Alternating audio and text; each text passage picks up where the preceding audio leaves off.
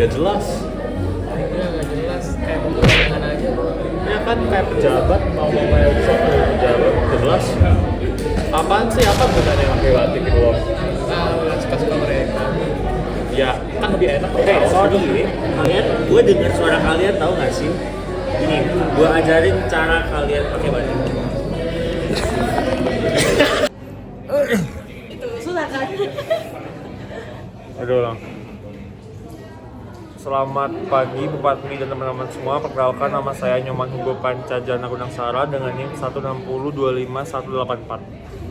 Saya Aisyah Adani dengan NIM 160252202. Saya Cuki Muharrem Daus dengan NIM 1602519. Saya Kalisya Vivala Raswati dengan NIM 1602519. Dan saya Kenan Nathanael dengan NIM 160252008. Dan kami dari kelompok 7.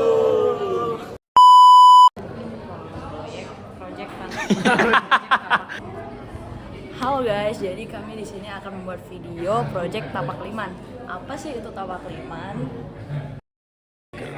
T. Tanggap. A. Aktif. K. Partisipatif. K. Kolaboratif. B. Lintas ilmu. K. Mandiri. N. Nasionalis.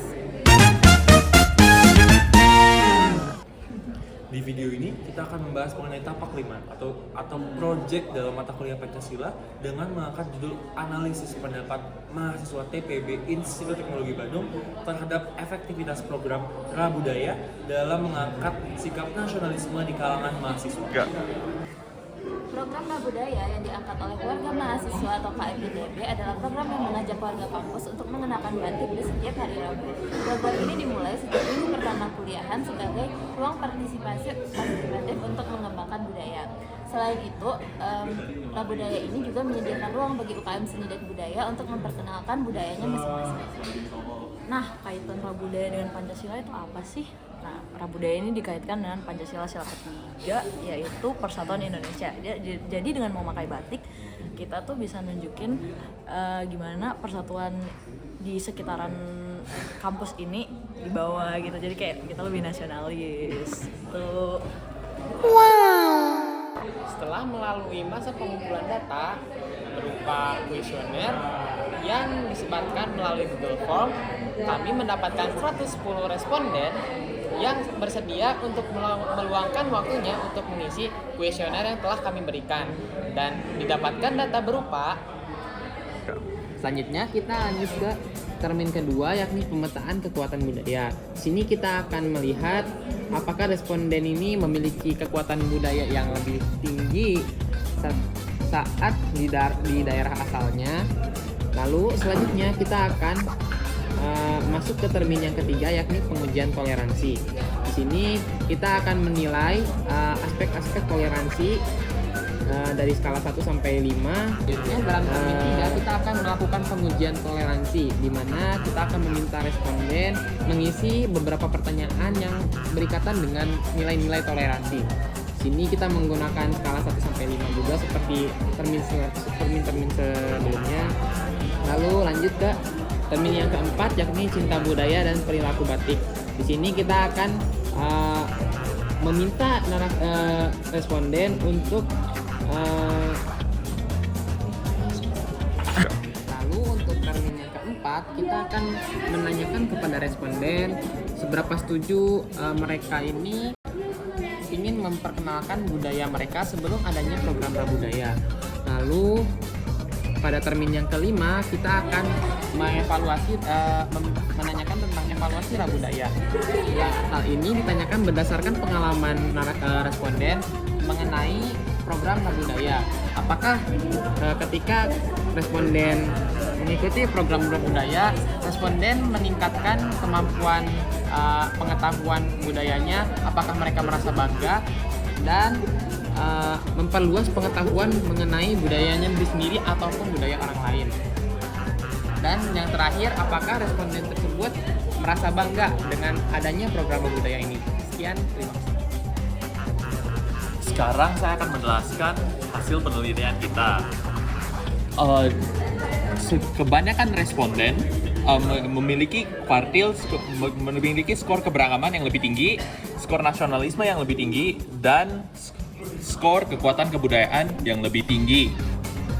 Namun jika kita lebih lihat datanya secara lebih spesifik tentang evaluasi per kuartil, dapat dilihat bahwa Rabu Dayak belum efektif.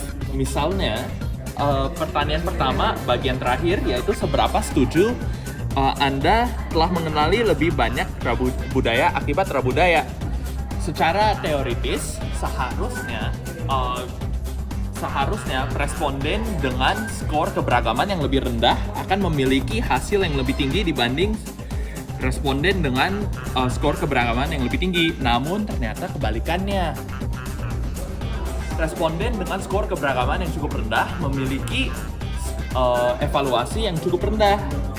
Namun sedangkan responden dengan skor keberagaman yang cukup tinggi memiliki hasil yang lebih tinggi.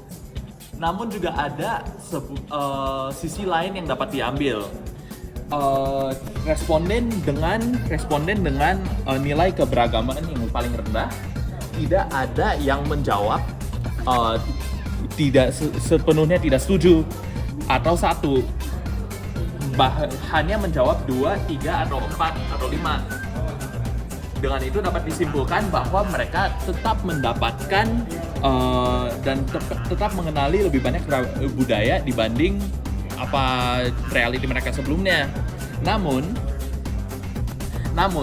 ternyata mereka masih merasa mereka belum mengenali segitu banyak budaya yang seharusnya. Selain itu juga dapat dilihat tren-trennya pada jawaban-jawaban yang lain juga relatif naik dari kuartil rendah kepada kuartil yang lebih tinggi. Oleh karena itu, dapat disimpulkan bahwa Rabu Dayak walaupun sudah efektif bagi orang-orang yang sudah nasionalistis, sudah efektif bagi orang-orang yang sudah mengenali keberagaman, ternyata belum efektif terhadap orang-orang yang lebih membutuhkan sikap nasionalisme yang lebih kuat dan mengenali lebih banyak budaya. Begitulah hasil penelitian kita. Nah, jadi solusi yang kami tawarkan itu seperti lebih banyak lagi persebaran informasi terkait Rabu Dayak dan manfaat dari Rabu Dayak itu sendiri di sosial media.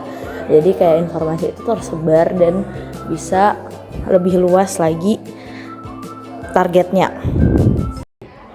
Sekian video dari kami. Mohon maaf jika ada kesalahan yang disengaja maupun tidak sengaja. Dan kami tutup dengan terima kasih.